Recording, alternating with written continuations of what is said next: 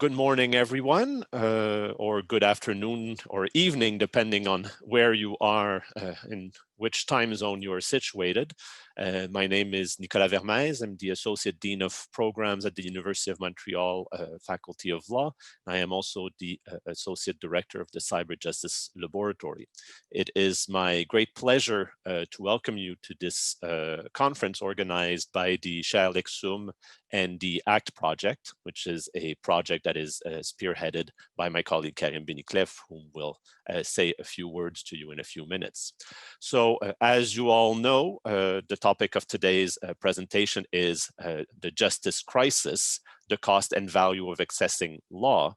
And to address this extremely timely issue, we have two great lectures for you.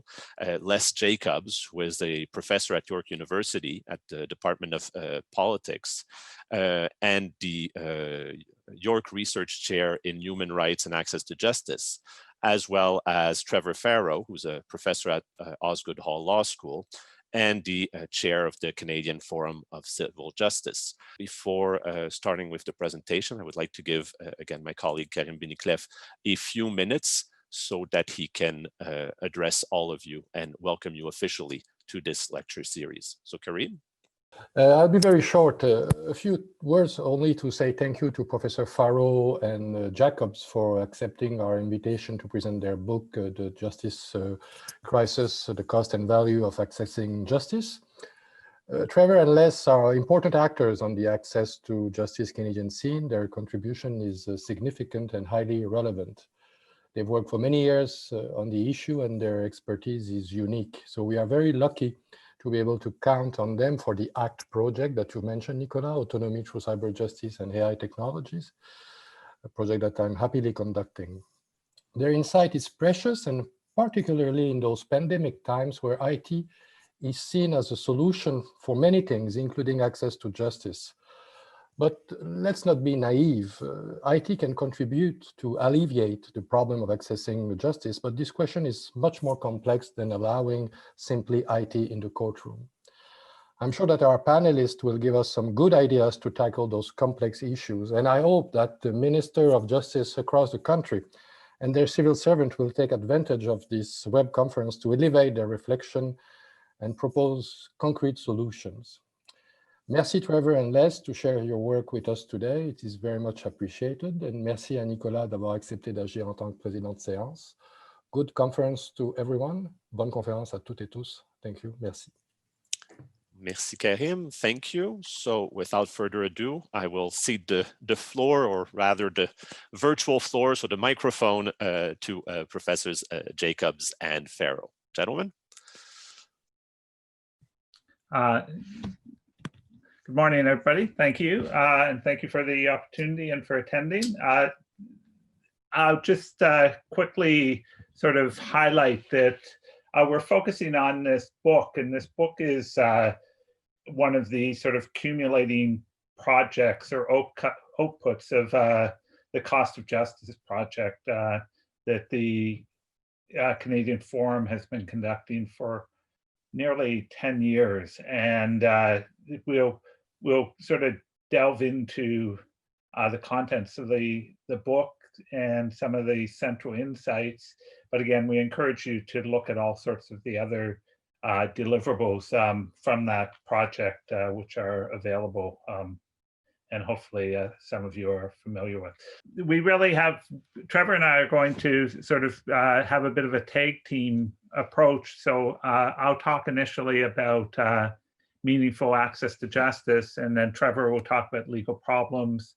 I'll relate it back to access to justice 2.0, and then Trevor will situate some of the research within the international and national context. When the book is situated around what has become more and more the mainstream understanding of access to justice. As many of you know, traditionally access to justice was really fixated on the idea of timely access to formal legal institutions, especially the courts. And the context or the premise for that was very much the idea that access to justice was a basic right of democratic citizenship, and accessing the courts was seen to be pivotal.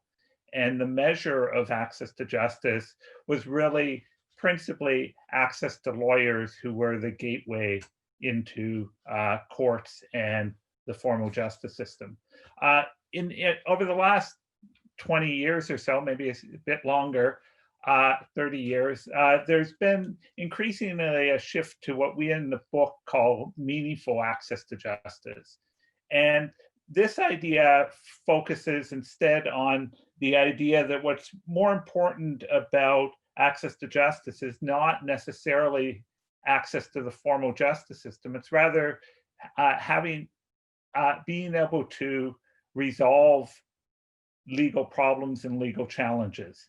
And with the idea that often that can happen in the formal justice system, but as many of us know, about 90% of legal problems and legal challenges really do not end up entering the justice system. So trying to think about it more holistically, with the idea that for most people in their everyday lives, particularly around civil and family justice problems, those don't engage the justice system.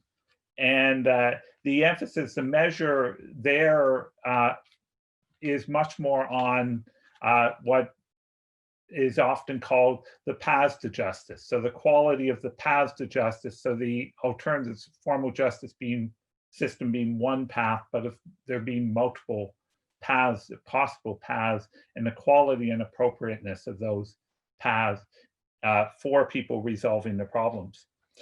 We situate that idea of meaningful access to justice by drilling down and organize it around 7 pillars. And principally, there's four central pillars that are sort of should be both familiar and but on the other hand, worth highlighting. One is that this meaningful access to justice approach is very much problem-centered. That's to say that thinking about people having legal problems or justiciable problems is the sort of principal lens that we think about access to justice. And Trevor will say more specifically about some of our empirical research about the kinds of everyday problems people experience in civil and family justice in a moment. The second feature of the access to justice approach that we're taking is that it's person-centered or client-centered, but we tend to use the language of person-centered. And the thinking here is that a lot of the framing of access to justice has traditionally been done by the service providers. That's to say, in effect, lawyers and judges. And a lot of the measure of access to justice has been focused on that service provision or system focused, whereas meaningful access to justice tries to shift to who the access to justice is intended to benefit. And the thinking, the analogy here is to how the healthcare systems shifted in the 1970s to being patient-centered. And so that kind of shift to a person-centered approach or emphasis. A third pillar, key pillar to meaningful access to justice is the idea that increasingly when we're thinking about what is success in access to justice realms, it should be thought about from the perspective of that user or client or person that's with the problem, as opposed to from the perspective from the bench or the legal profession. And that's the language that typically in socio-legal research is captured by legal consciousness. That's to say, how these people understand the law, how these people understand their legal problems, not necessarily how legal professionals understand their problems. And the fourth pillar, key pillar, is the recognition that often the barriers to access to justice are systemic. And the central point here is that the barriers are systemic in the sense that there's been a lot of discussion in the past couple months about systemic racism that exemplifies the kind of theme there around a barrier to access to justice, thinking about systemic barriers created by race, indigenous populations, gender, socioeconomic class, a wide range of other language, nationality, those kinds of barriers that are systemic and key to advancing access to justice, with the thinking that the traditional measure or approach to access to justice didn't really have an especially effective way to understand systemic barriers. And so a key part of meaningful access to justice is grappling with those systemic barriers. And then there's three related ideas or pillars about access to justice that, or at least point us in where likely solutions are going to be. And really the three key ones are that we should be focusing a lot of our attention on resolution outside the formal justice system. And again, that's partly factual. Part of that is about the capacity, the limited capacity of our formal justice system to really deal with the scale of legal problems that Trevor's going to talk about in a moment. And but also the thinking that for many people, the kinds of solutions they want are local, more community-based kinds of solutions. The second is that in meaningful access to justice, often the best kinds of solutions are proactive ones that are upstream. And as many of us know, once problems get to the formal justice system, they've often become much harder to resolve. And so addressing problems, whether still in the language of the introduction, that they constitute more challenges than necessarily problems, is an important piece of thinking better about meaningful access to justice.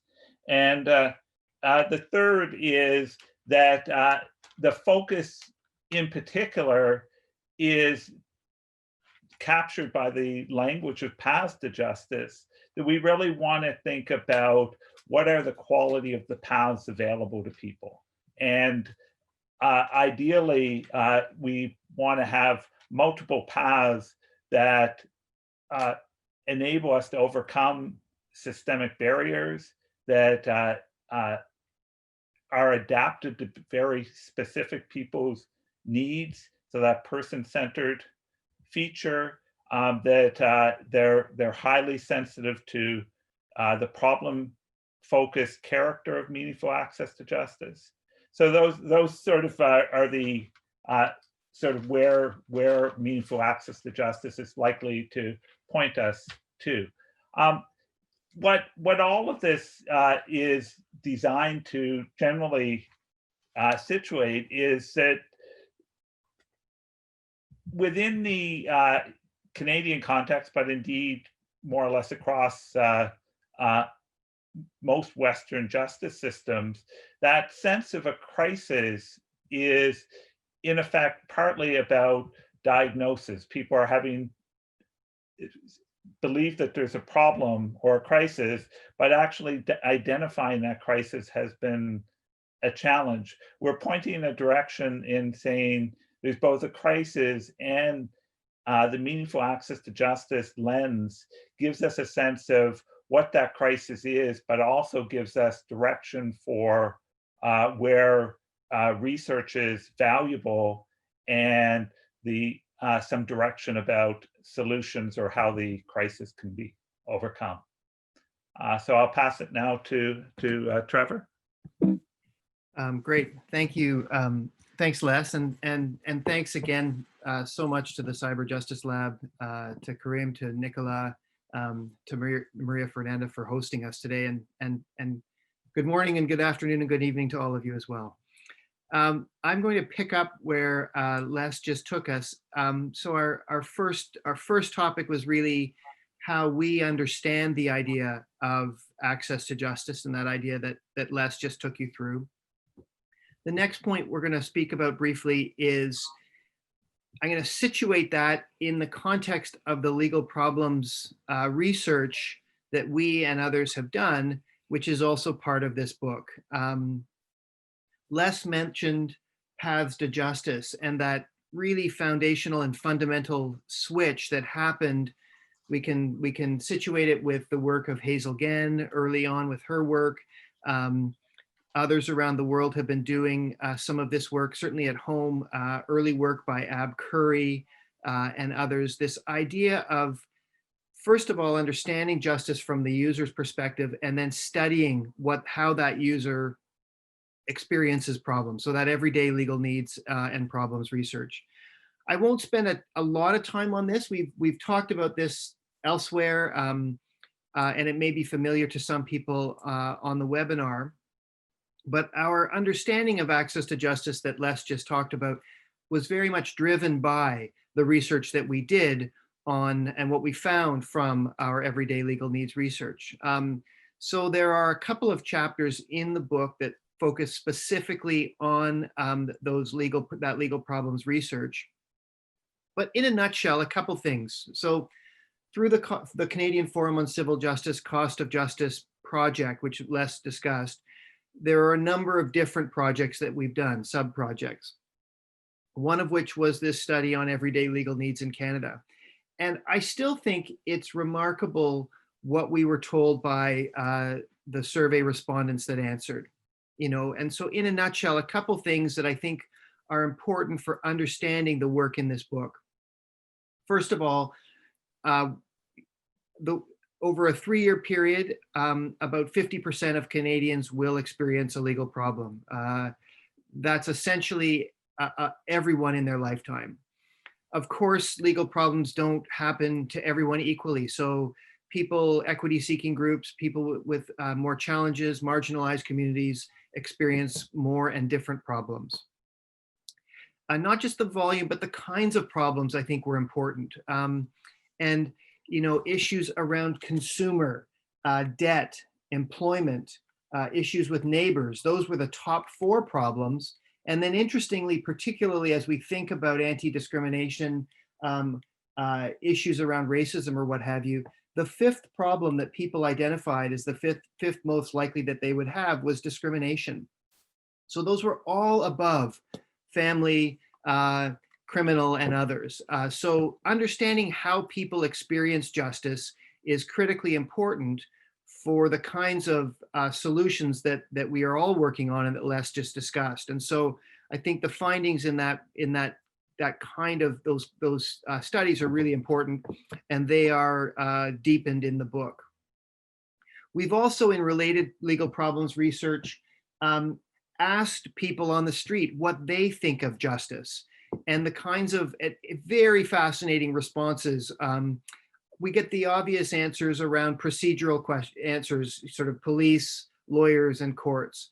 But then when you actually spend time and push further, what people are really looking for is actually not more process. What they really want are safe streets, safe homes, places for their kids to go to school, the ability to be free from discrimination at work, really more substantive outcomes that they think of when probed on the meaning of what they want from justice. And then, of course, the response rates around people thinking that justice is important, that they should have access to it, are extremely high. So when asked questions and when studied, we find out there's a significant amount to learn from Canadians about what they experience from justice, what they want from justice, and of course, what they're not getting from justice when we ask those questions. The other thing that was unique to the cost of justice research that we did, some of which is reported on in this book, and elsewhere, is that we ask questions about cost. And that was a unique aspect of the legal problems research that was reported in the CFCJ and also in this book.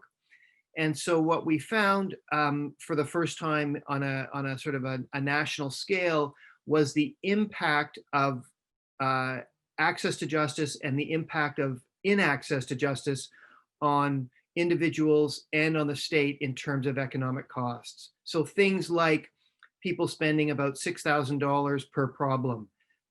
That's almost, it's not quite as much, but nudging up to as much as people spend on food every year, or almost half as much as they spend on shelter. So to address a legal problem is costly for the everyday Canadian. We also learned about the impact on social assistance, employment assistance, healthcare, and housing. And so those were important studies to help us not only understand how individuals experience justice and a lack of access, but also starting to paint the picture, which I will come back to later, about why it's so important for the state to be providing access to justice, particularly in some of the proactive ways Les talked about, in order to try and mitigate and avoid some of those knock-on costs that we learned about that are reported on the book. So the idea of discussing this legal needs research is really to acknowledge that an understanding of access to justice and our understanding in the book is really driven by the empirical work that we and others in Canada and around the world are really starting to develop to help us put a much more fine-tuned understanding on what we think of as access to justice, and also obviously in terms of how Canadians are experiencing it. And maybe with that, Les, given that's sort of where I think you're going to go next, why don't I leave it there, and you can speak a little bit about what we mean by access to justice 2.0. So the book is full of interesting and important insights, and there's no way in which I can sort of capture them. And this slide just gives a quick overview about some of the topics in particular chapters. And but there's a couple things that we would like to highlight as general sort of unifying themes that underlie our treatment of these books. Probably for a legal audience, one of the distinctive features of the book is that it really, by focusing on legal problems and legal needs and thinking about the justice system as a service provider for meeting those needs, we actually generally in the book have a strong social science orientation. And the treatment in virtually every chapter uses social science methodologies to approach the topics in the book. That's to say they're not doctrinal law treatments. They're very much focused, and some of the parallel, and when we were conceiving the book, we were sensitive to that whole language of legal fare, and the analogy to Medicare or something like that, and the way in which, in the same way in the health sciences, a lot of social science research was impactful there, particularly beginning in the 1980s. The second feature that we were highly sensitive to about doing this work is the importance of having new voices. There are a group of us who have been working on this for a long time, but we also wanted to very much see what new voices could add to the discussions, and that's reflected with a number of our contributors. And we hope that this book is also a way for them to become part of that conversation, and in general invite others who have not contributed to this book, but are among those new voices on the access to justice scene to have see it as an inclusive development. The third piece of the book that is key and partly ties to the social science orientation of the methodology is that we very much were sought to have contributions that use empirical research, and in some cases quantitative research, in some cases qualitative research, and in some cases mixed method research. And we really wanted to set the book up and the projects in it to be not exactly exemplars, but models for how to conduct research in particular areas, and with the aspiration that research, say, on class action could then be a model for somebody else who might be interested in doing a similar study of small claims courts or whatever. But sort of trying to think about the array and scope of research methods that could really push this forward, and that we see as, given the complexity of the justice crisis, the needs going forward in terms of that empirical research. And then the final point that we really have sought to move past generalizations to rather specific focuses for the project, but also specific findings. This kind of idea that the developments that we're thinking are going to sort of push us forward and advance and strengthen the value of accessing law will be at that more detailed level. And so our view and is that all of the chapters in the book do this each in their own way. And so that's where I'll sort of stop and pass it back to Trevor. Thank you. Thanks, Les. And so I guess in the spirit of sort of situating, I jumped in earlier to situate some of our understanding of access to justice in the context of a broader everyday legal needs and everyday legal problems movement. I'll come back now to situate the book and the collection of materials that Les just mentioned in a different context, which we've sort of labeled the international and national context. And of course, we could spend hours on this, and I'm only going to spend a minute or two because we're keen to get to some discussion with Nicolas. But I just want to recognize that we recognize that we're not working in a vacuum, and in fact, there's a really exciting set of contexts happening at the moment. We'll start with the international. Many people on the webinar will likely be familiar, but the addition of access to justice to the Sustainable Development Goals was a big deal because that provides a sort of an international top-down context that then puts a responsibility of member states to report back up on what they're doing about access to justice. And in fact, since the addition of access to justice in SDG 16, there's been a further addition of civil justice included in that. So it's not just criminal justice.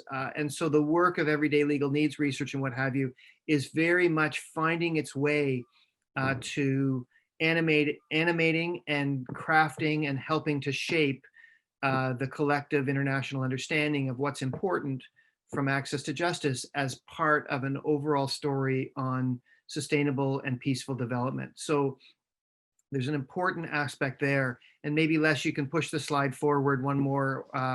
And so, for example, the Pathfinders work that just put out last year, the Justice for All project, really starting to understand with the OECD, the World Bank, the UN, a number of international organizations, and certainly the international research community, to starting to be very honest and blunt about the access to justice crisis around the world that we're seeing. And certainly this book sees itself as an ally in the work of helping to develop that understanding. And certainly Les and I and others have been working with those groups on these projects. And then maybe the next slide, Les, will just help us see that we're also working in a developing and shifting national context as well. So the Action Committee's Sustainable Development, Justice Development Goals is an initiative, and there are players from right across the country, including Quebec, where people are starting to see a collective understanding of access to justice, a collective understanding of the problem, and starting to work a little bit more collaboratively toward collective understandings of solutions that Les talked about in the early work.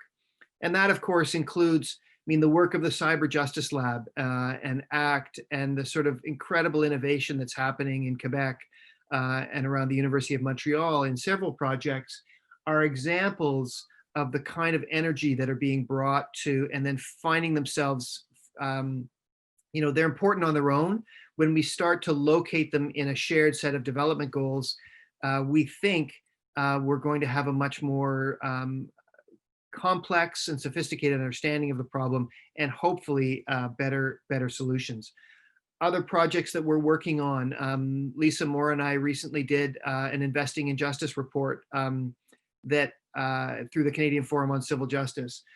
Les's work with the Forum and elsewhere, various projects that we've been working on to help paint this picture, some of which is in the book, some of which is in our other Forum work. But we didn't want to stop without sort of tipping our hat to the fact that there is a really exciting and important context, both locally here in Canada and internationally around the world, where there's a group of institutions and individuals working, painting, I think, a much better story to understand why we think we're moving forward on this Access to Justice 2.0 movement.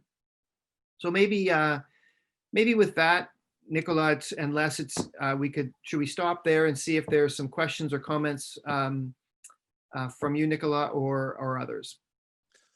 Well, thank you, gentlemen. Actually, the audience were very disciplined. They did not ask any questions during your presentation, although I'm sure there are going to be a lot popping up in a few minutes, but I will take advantage of the fact that I have the microphone to ask a few questions on my side, or suggest a few ideas. Les, you mentioned during the presentation, and it's an idea that I find very interesting, that the justice system is basically a service provider.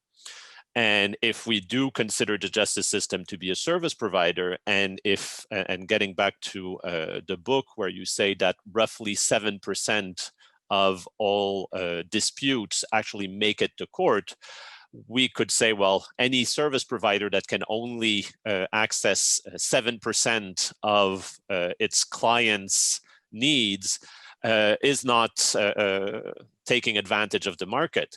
So obviously, we can't see the courts as a business or a company, but it does show that there's actually a huge discrepancy between the offer that's there and how much it's being used. So my question to the both of you would be, do we see this as a failure of the justice system, or do we see this as a success for alternative dispute resolution and other mechanisms you mentioned in the book, that obviously people will try to settle disputes, involve their families and friends and so on?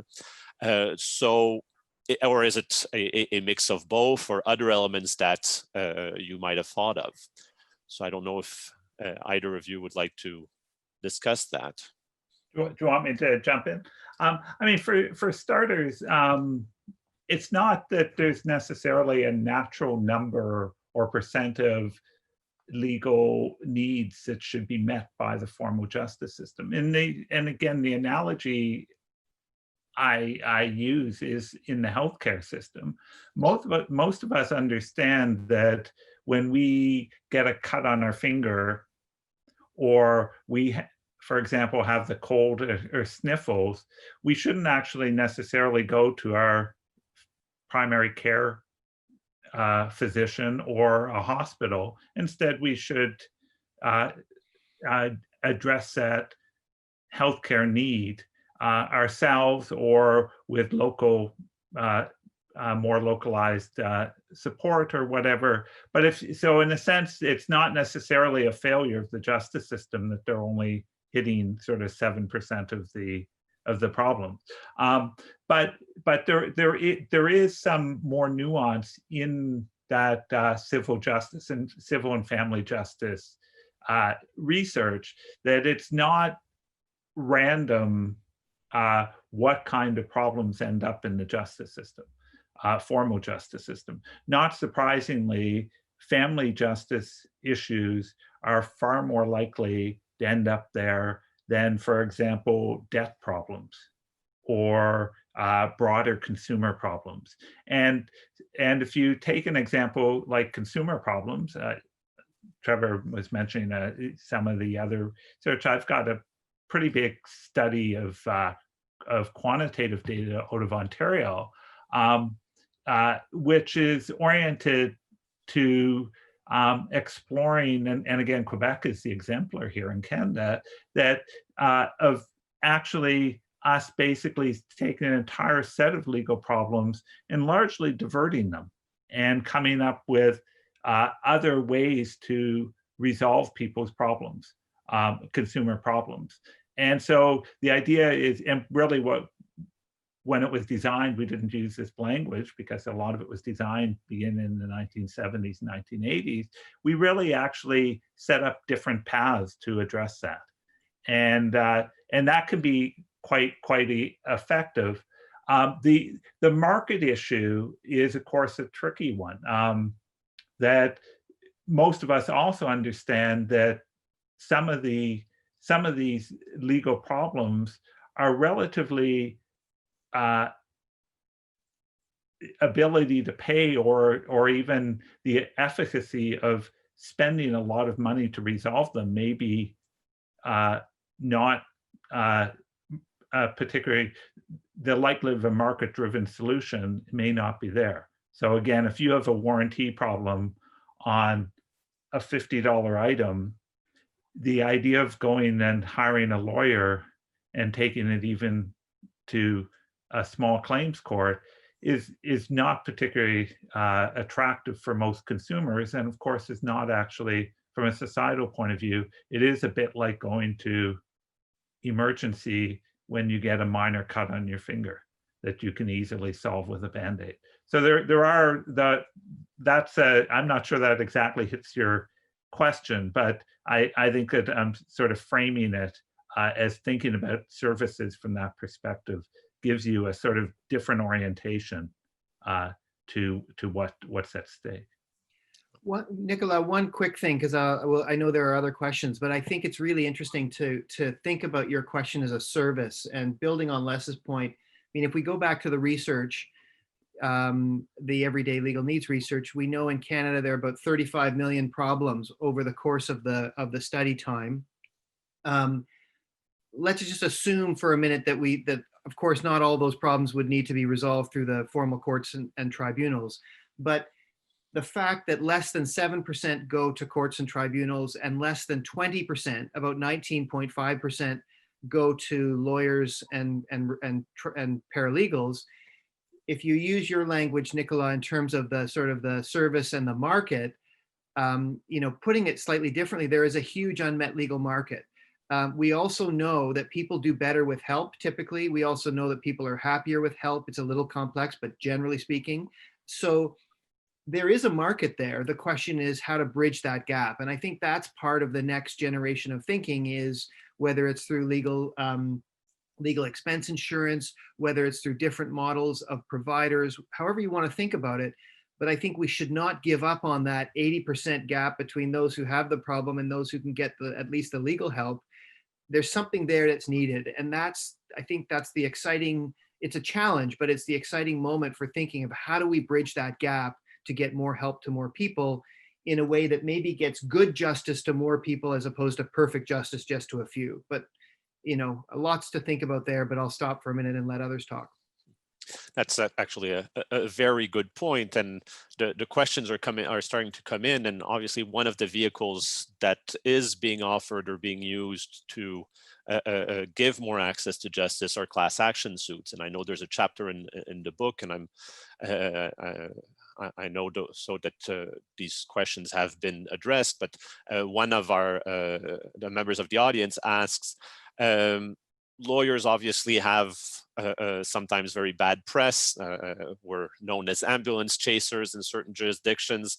And class action suits obviously can be seen as a good tool to have access to justice, but then there's the other way of looking at it, which is that when you have a settlement, very often there's going to be more in the pockets of the lawyers, and then probably a good chunk for having myself practiced in the field of class actions back in my previous life.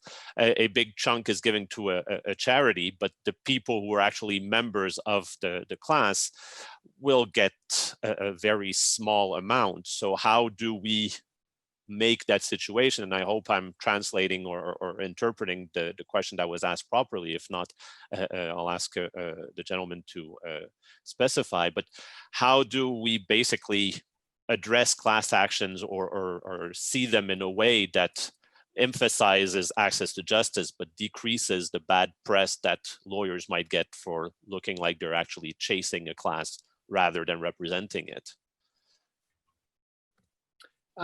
Maybe I'll just say a word and then Les, see what you think. We do have a chapter in the book by Professor Pichet, Catherine Pichet from the University of Montreal, where I think it's a great chapter that summarizes a bunch of works from the Class Actions Lab. So I can't do it justice, but I think the conclusion is essentially that the project of class actions as a vehicle, as one of many vehicles for promoting access to justice, has been a success, generally speaking. Your point is about what about the percentage or the proportionality conversation around how much goes to lawyers, how much goes to the actual people, etc. And I guess the question then becomes, it's a policy choice that we can think about, meaning, it's the allocation of resources. So one would be to say, how much are we willing to give to lawyers to do the work to do class actions? And we could, different provinces make different choices around capping contingency fees, allowing for open contingency fees. Ontario's just, looking at a new contingency fee agreement, whether that will do anything or not. There's been a lot of bad press around the residential schools litigation and fees around that. There's a counter argument that says if lawyers don't do this work, which costs them a lot of money, nothing will happen. And so there's a counter argument that needs to be taken seriously that I think is raised in the book. And then I think the question is, what's the purpose of these things? And certainly one is to get money back into the pocket of those who have suffered harm. Another, of course, is deterring behavior of future, whether it's corporations or individuals that are being sued. And that goes beyond the individual about whether you're getting $50 or $100 for a faulty light bulb or what have you. And I don't mean to trivialize the problems. They can be many and diverse. But of course, the other thing that happens is the regulation of behavior of those who are producing those light bulbs or those delivering those services or what have you. So it's not a simple conversation, but I think there are choices that are being made or not made that aggravate the problems that you're raising, Nicolas. I don't know, Les, if you've got any others or. Yeah, I agree with what both of you have said in general, and there is for sure sometimes an optics problem, but the general point is that Canada's experience with class actions is generally very new. It's a relatively recent phenomena, and one way to frame it within our sort of meaningful access to justice approach is that particularly the small, the ones with sort of small harms to many people example is that they are intended ultimately to be proactive. They're trying to address or create a context where you're going to deter particularly companies from certain kinds of behavior in the future. But in Canada, it's been complicated by the fact that there are issues like residential school litigation, where clearly that is not principally about being proactive. That's actually about a much bigger societal harm, and arguably it may well have not been the ideal vehicle to address that particular injustice. So in other words, class action may be one path for one particular set of problems, but it doesn't. It's not a one-size-fit-all solution. And so that's what I would sort of say. But that also plays out in the empirical research, and Catherine's research exemplifies that point. Thank you. Professor Piana makes a couple of interesting points. I will simply read her question and let the two of you comment. So she mentions, it might be a promising way to fill the gap between legal needs and justice delivered to have a permanently or a recursive mechanism of needs survey through ICT platforms, the same that may be used to set up a sort of triage for the demand of legal services or for document delivering, etc. And she goes on by saying, a further point I would like to raise and share, justice costs are not in fact costs, but rather investments on the society. Words are making the action that we are ready to take. If something is a cost, we try to reduce it. This is an investment we may be ready to make and more sustainable, but not reduced. Any reactions to those statements? Do you want me to jump in first, Trevor? Sure. I think for sure that that's some of the orientation of this book, and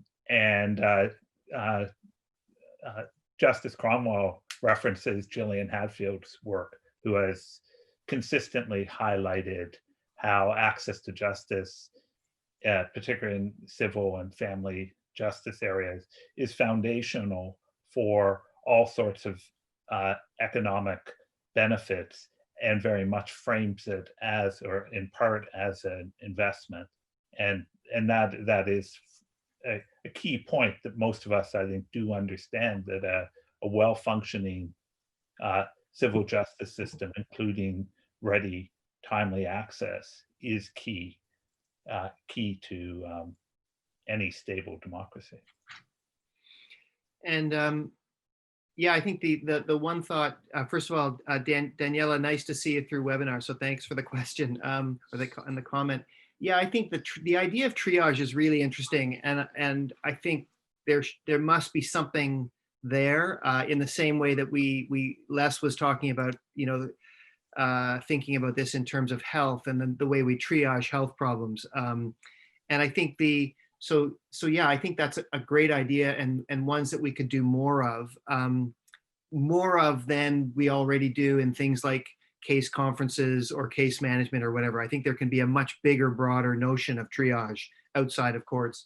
And then the one sort of word of caution that I would have, and this comes really from the proportionality research, sort of 10 years ago or more, when proportionality was sort of the big new thing coming into civil rules. And the idea that people often think about proportionality in terms of the size of the money, the dollar figure, and it can't just be about money when we think about triage. So some relatively small money cases may well be very important in terms of the human rights value or the social value that they're dealing with. And so if we were to go a triage route, we would obviously need to be able to build in something that acknowledged that justice isn't just about the size of the case from a financial perspective, but also the importance. I'm thinking, for example, of the ability to get a marriage license prior to lots of the same-sex cases. You know, they weren't worth much money, but of course they were all about human rights in terms of who people are allowed to marry and other free speech cases and those sorts of things. So just thinking about that as we think about notions of triage. I think that's an excellent point. In the field of ODR, we usually speak of high volume, low value cases. And I believe that to be extremely reductive, because obviously addressing or assessing what the value of a case is through simple financial means is obviously problematic, since, as you just stated very eloquently, that is not the only measuring stick, nor should it be the main one. I have another question here from Anaïs Westerman, who's a PhD student at the University of Montreal, and he asks if there are any particular research directions with the potential of increasing access to justice that deserve more attention or that are not getting sufficient attention in your view. And this in itself would probably require another 2 hours just to answer this question, but you have 10 seconds. All right, I'll jump in very quickly. You know, there's lots of ways you could come at this. I wonder, so certainly I think there's lots of ways we could go, right? There's lots of topics, both empirical and other. I think what access to justice means for lawyers and regulators is a really hot topic, but I'm not sure there is adequate research in terms of just understanding the legal market, what lawyers charge, what they're doing, the value, and what have you. We're starting to understand that a little bit from legal aid clinics and what have you, and I think there's a bit more research there. Les has done some really great work there. So I think the idea of the value of legal services is an area that could use some real work. And in particular, sort of longitudinal impact studies. Lisa Moore and I just have some following clients that are receiving services over a period of time, longitudinal research, to really start to understand the impact of services, the impact of justice on people's lives. To me, those are sorts of areas that we need more research in order to better understand the questions. I know Les has done some of that work before.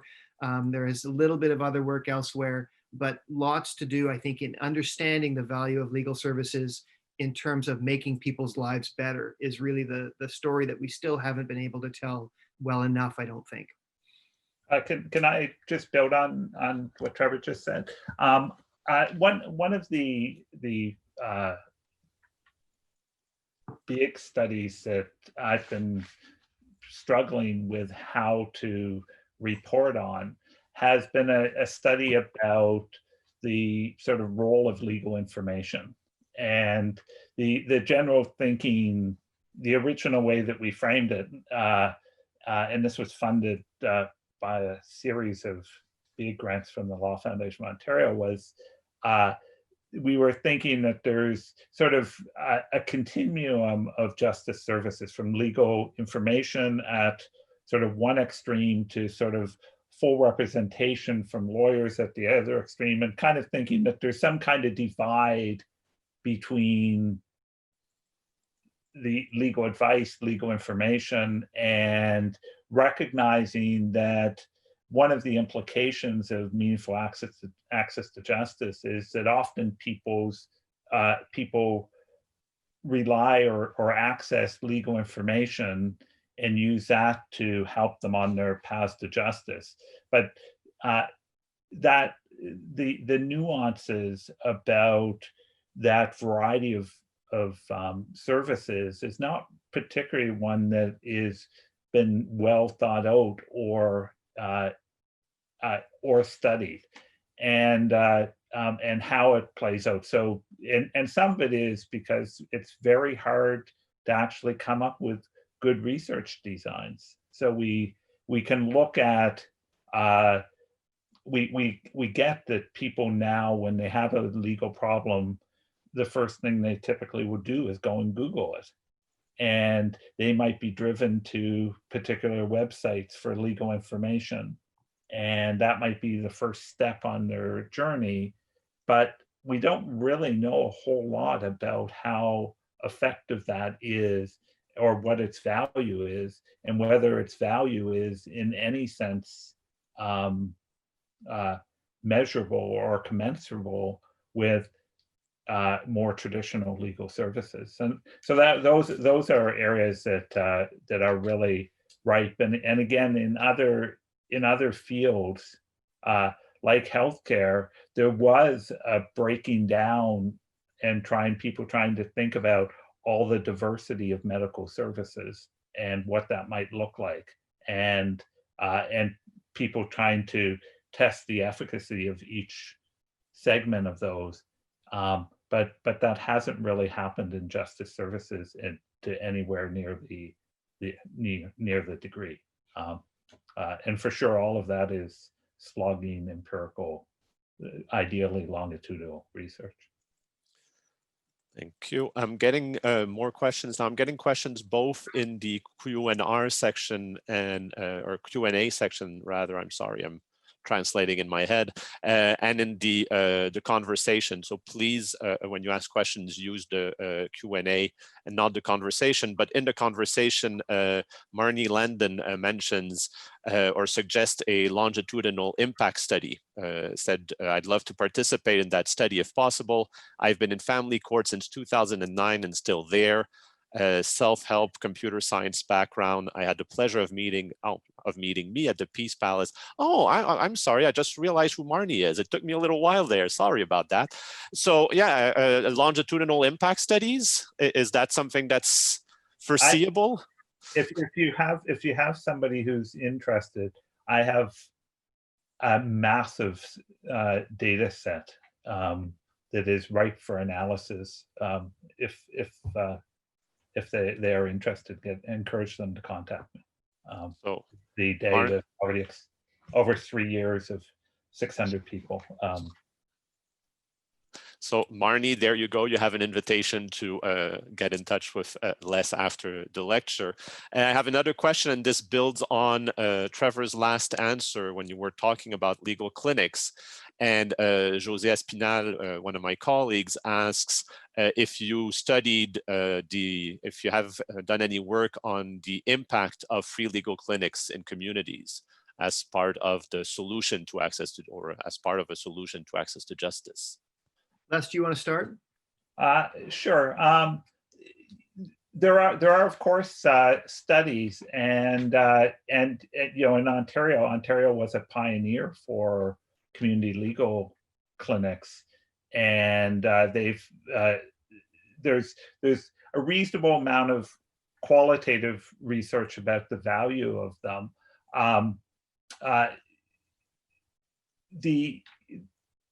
Some of the difficulties are methodological, in the sense that it's often hard to have a control group for deciding how much benefit there is from X versus Y. And there is lots of scope for that. I think it's pretty reasonable to say that in Ontario, both the Law Foundation of Ontario and Legal Aid Ontario are very, very interested in that question. And the possibilities of doing innovative work there is there's definitely a real need and a case to be made. And for those of us like Trevor and me who have worked closely with legal clinics, I think for many people here, there's a belief that they are beneficial, if not highly beneficial, but that making that case is the next step. And the only thing I'll mention, so in terms of the question about are any of the studies, so two things. One, in terms of this book, there is not a specific study on legal aid clinics in the kind of way Les just talked about in the book. There is some work that's relevant, including, I'm thinking about, for example, a chapter by David Wiseman that looked at the impact of paralegals in the context of landlord and tenant cases, and playing that out in the city of Ottawa. And so there's some interesting study there in terms of who received value and what the use of those interventions were.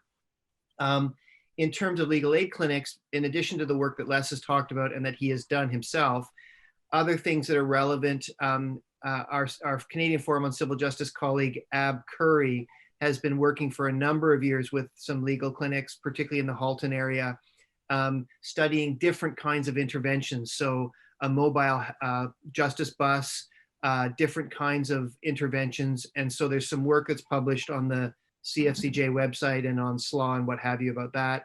And then most recently for us at the forum, as I mentioned, we don't know whether we're going to be able to do this work, but we finished the first phase of a methodology and a literature review on the idea of a longitudinal study in using certain interventions at legal clinics.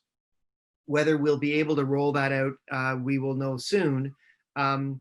I guess the question that is the methodology will always be challenging. And I'm currently of the view that we may not be able to do a proper control group, and that is okay, that even just finding out the impact and the benefit to people who received a service will be useful. We may not be able to say that it was better than someone who didn't get it, but we certainly might be able to say what it did to them who did get it. But that's still work that needs to be done, and that I hope we will be doing over the next short while. Well, thank you.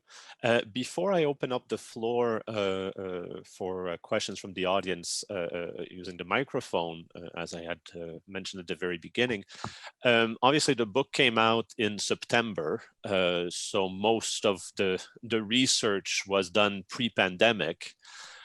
Given what we know now, given the actual context, are there any lessons learned in the last couple of months that make you rethink certain conclusions that you would have reached, or that just demonstrate how accurate some of the, I was going to say predictions, that's the wrong word, but some of the conclusions that were drawn in your different studies, how accurate they were? I mean, maybe just two things. I don't know if it's totally responsive, Nicola, to your question, but two things. One, for those who said, oh, change and investment in justice is really difficult and takes forever, we've seen more investment and change in justice over the past 6 months than we've seen in the past 60 years. So, one thing that I think, the idea that we have been researching and writing about potential change can happen if there's the will and the desire. And then I think the second thing goes right back to some of the stuff that Les was talking about at the beginning, in terms of paths to justice.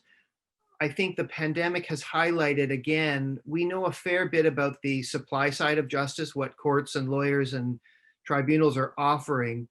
I think there's still more now to learn about the demand side. We knew quite a bit about how people experience justice, but now that the pandemic has hit, those legal needs, I think, maybe have shifted. I'm thinking about domestic violence. I'm thinking about kids' rights and impacts about being at home and school and what have you. So we continue to need to be attentive to the idea about how people experience justice. And I think the pandemic has highlighted that need for how we understand moving forward with access initiatives. Maybe building on that, we didn't make the book about technology, even though it lurks in the background in many ways. Partly because I think that we didn't think it was a quick fix to the crisis. But if there is one lesson I would draw, is that the movement or the expansion of, or maybe integration of new technology into both professional lives and the everyday lives of Canadian citizens has been transformational in the last 6 months, and it's hard to see this not having a continuing effect.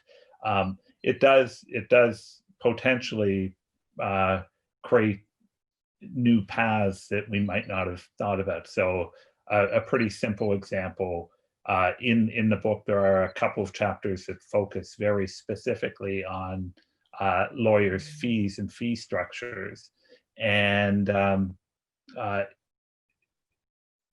one is left wondering in part about, given the convenience of things like these kind of Zoom forums and the cost savings dimensions of those, will that affect legal fees? I think that that's not a ridiculous proposal. And some of that informality, some of those permissions now that the law societies have been basically forced to concede on, will that change? And the courts, I guess. So will that have some of that effect? We actually had already seen that in the criminal justice system, of course. We've seen less of it in the civil justice system, and it strikes me that that's an area where there really might be a shakeup of legal fees and so on. That's actually an excellent point, because I'm thinking back to when I was in private practice, and a lot of my fees were covering my walking or taking a cab to the courthouse and back. And obviously, when you're doing that through video conferencing, those costs melt.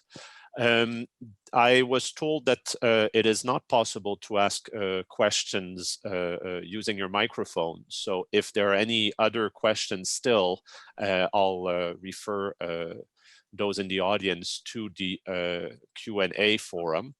And while you think of your last questions, because we still have about 10 minutes left before I get to thank these gentlemen for their presentation. I would, and this is a little bit a follow-up to my previous question, and we've noticed a few elements with the pandemic. If building on the book, if you were going to write a second tome or a second edition, if you will, which elements that were not covered in the current system, in the current version, or the current edition rather, I'm sorry, would you, or elements that you wish you had the possibility to cover, or things that again, because of the pandemic, have come to light, or so on. So what other aspects of research are you interested in developing on the topic? Les, do you want me to go? You can go first. So it's a really interesting question. Actually, Les and I were briefly talking about this yesterday, because there's lots in the book, and there's lots that could have been in the book. I think you're right that all of this was done just before the pandemic, so it doesn't mention the pandemic at all. It was all, it was in publication at that time. I think nothing in it, I think, has been changed by the pandemic, but I would have certainly wanted to think a little bit about that, the idea of shifting demand. In terms of technology, I think because quite frankly, you and Karim and your colleagues at Cyberjustice have been doing so much work on this, and others in the country as well, we didn't see the need to try and recreate the work that you're doing. So I think this work is very, very much supports and fits with the work that you guys are doing at Cyberjustice.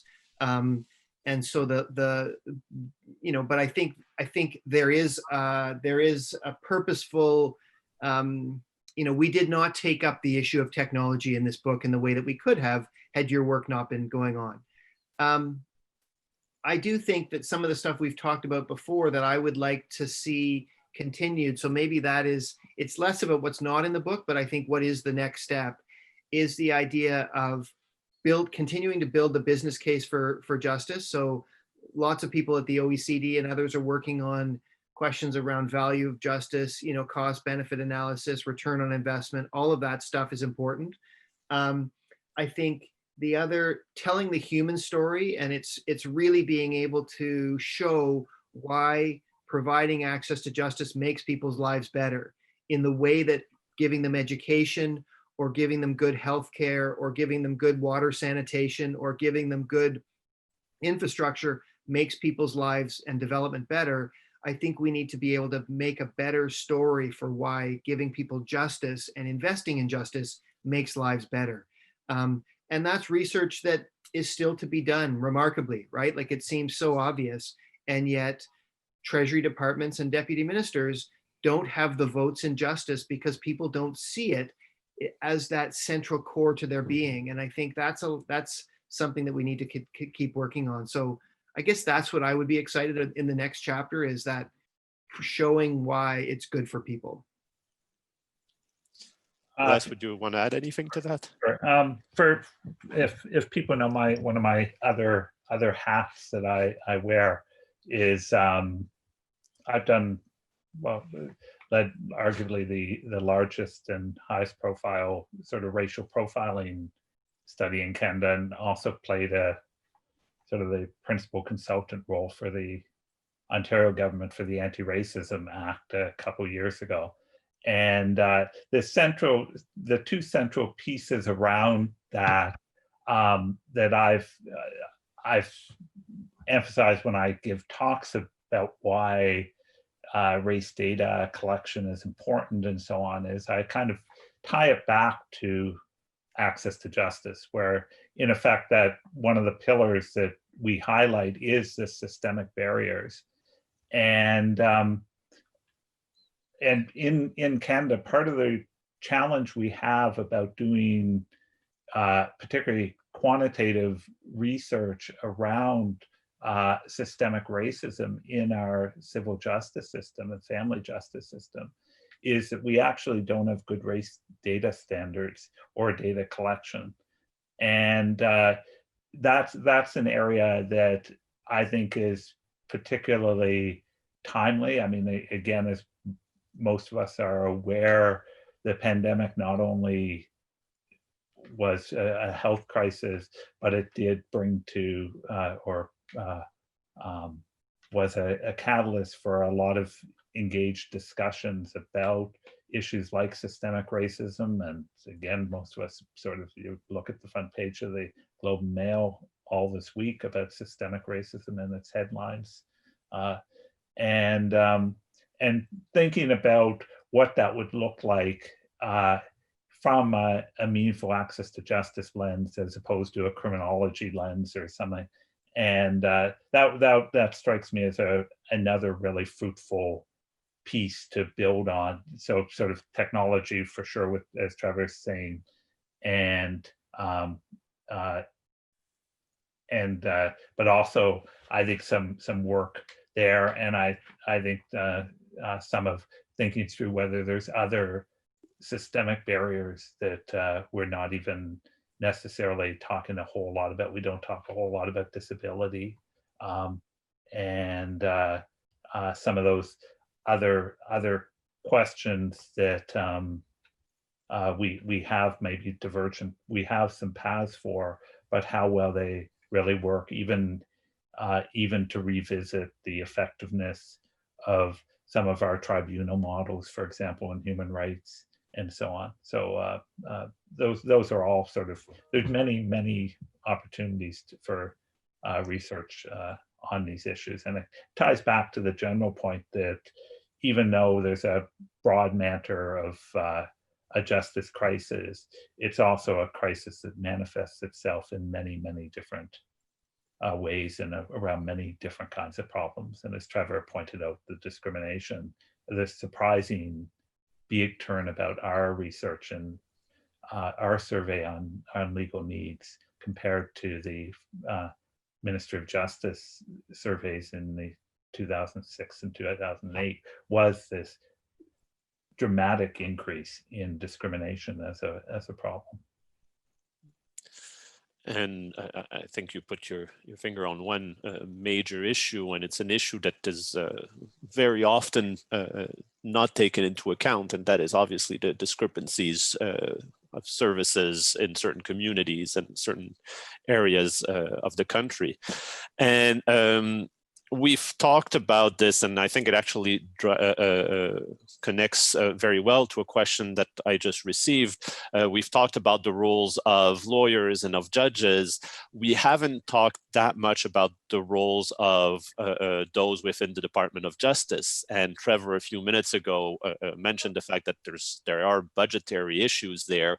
We all know that the Department of Justice is underfunded, and that's not necessarily a Canadian problem as much as a general problem. Most countries spend less than 2% of their the government's budget on justice.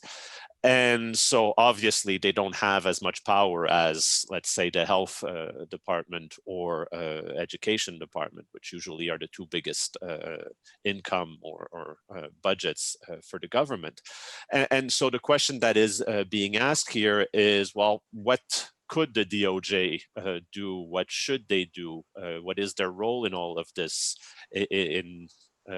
to address the systemic issues that Les just mentioned? And we're talking about the Minister of Justice or the Department of Justice, but more broadly, government agencies. What are their roles in access to justice, and how do you perceive those roles evolving going forward? Well, maybe briefly, so there's a bit of work in the book, both from your University of Montreal colleagues and also from Lisa Moore and others on spending, benchmarking, different kinds of stuff. So the book does speak about some of this, and the point you made, Nicolas, about the relative size of justice budgets and stuff. I guess I'm conscious of the time, so very briefly, I think what I would say is that the investing in justice research is pretty clear, both in Canada and around the world, that money spent on justice, there's a good return on investment. And so there's a constant pushback from ministries saying we just don't have the money. And I understand that that's probably a true statement in the current statement or time. But I think a broader conversation about, so what do we want to do for value for money? It makes sense to invest in justice. It will actually save a lot of money in the long run. So the way to do that might be to see a more collaborative government structure where justice ministries with health and education start to see their budgets not as individual zero-sum pie, but as a collective to figure out how are we going to move society forward. Because if we look at the research, it's very clear that the earlier we help people with problems, the earlier we invest in justice, the more money we save on health, on social assistance, et cetera. And the numbers are somewhere between, if you invest $1 in justice, you'll get about 9 to 16 back when we're talking around legal aid. There's no doubt that it's a good investment. The question is, do we have the courage to actually see it that way and move forward? I know it's not easy, and I think it probably needs a different level of cooperation and way of thinking about budgets. Maybe I'll build on that with a conceptual point that in certain areas of justice, in particular in family justice, there's been increasing appreciation of multidisciplinary practices. So the idea that family problems are characteristically multidimensional, and they involve they required not just lawyers, but also social workers and in some instances, healthcare professionals and mental health supports, and a sort of wide range. And most of the successful models around family justice problems have, in the last 10 or 15 years, adopted some kind of multidisciplinary practice. But we haven't seen that trickle up to government. So again, maybe thinking more specifically in the Ontario context, because or provincial context, because things like legal aid are actually pushed out at the provincial government level. What you don't really see is, you see shared tables at government where health will be actually working with education or so on. But we don't see justice or the Minister of the Attorney General or whatever in those tables. And that's one of the implications, is that if they can be part of those tables and discussions, the possibilities of other parts of government realizing that there's actually health benefits and savings by investing in justice, education benefits by savings and corrections, so on and so forth. Because again, one of the phenomena that Trevor didn't talk about in our research, but is quite well documented, is that particular justice problems have trigger effects, and that they kind of have knock-on kinds of consequences that create those additional expenses and create the opportunities for savings by being proactive. And so, you know, family problems lead to education challenges, health challenges, so on. And so by having the justice sector at those shared tables, you could actually get a framing of some of these issues at the highest levels of government. Well, thank you very much, gentlemen. And I think that brings a nice conclusion to our discussion. Obviously, we probably could have talked about this topic for a few hours still, but as Trevor mentioned, time is running out. So I will simply I will say to all the participants, first of all, thank you for taking part. Thank you for your questions.